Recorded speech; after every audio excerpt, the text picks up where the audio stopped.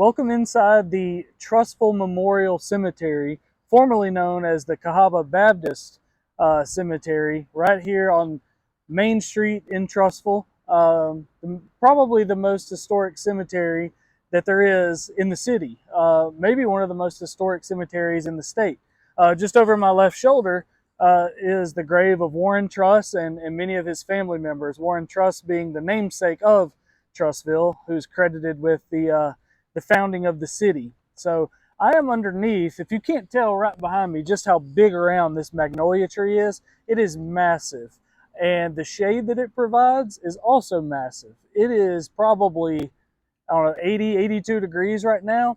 And I'm not going to say it's chilly under here, but it's a little brisk. There's a little wind under here. Just the amount of shade that this more than 200-year-old magnolia tree provides. And I wanted to talk just for a moment about this tree, about this spot, and then we're going to head over a little bit, I think, to our west and talk about another tree that once stood here. So the legend of this magnolia tree is that a young man that his bride-to-be fell ill to pneumonia and died, was buried somewhere in the vicinity of where I'm at right now, and he grieved so much and stayed by her grave so much that he grieved himself to death.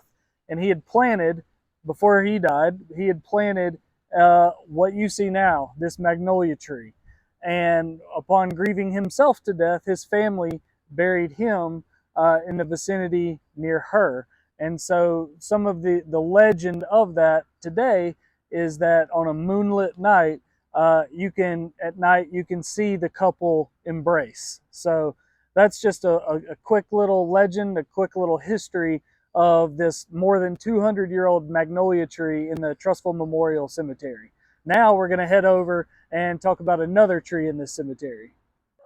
The second legend of the Trussville Memorial Cemetery is not as grand, not as obvious as the magnolia tree we just talked about, but there used to be a holly tree right here where these wood chips are. There was a tree that was cut down several years ago, maybe 2019, 2020, somewhere in there.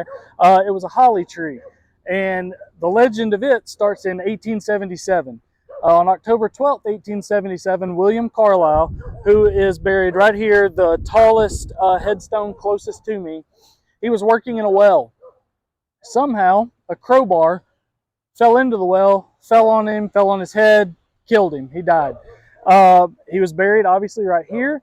And upon his burial, his wife, Mary Carlisle, who is buried right beside him, she had come from Chalkville riding horseback into Trussville. And to get here, to get her horses here, she pulled a chute from a holly tree to use as her whip to get the horses going. And upon his burial, she just stuck it in the ground. She just left it here, forgot about it, left it here. She came back in the spring, so I'm guessing the spring of 1878, she comes back and finds that shoot that she put in the ground was growing. And it became a really tall holly tree that was right here. I believe it had become problematic to some of the nearby headstones, and maybe that's why it was taken down.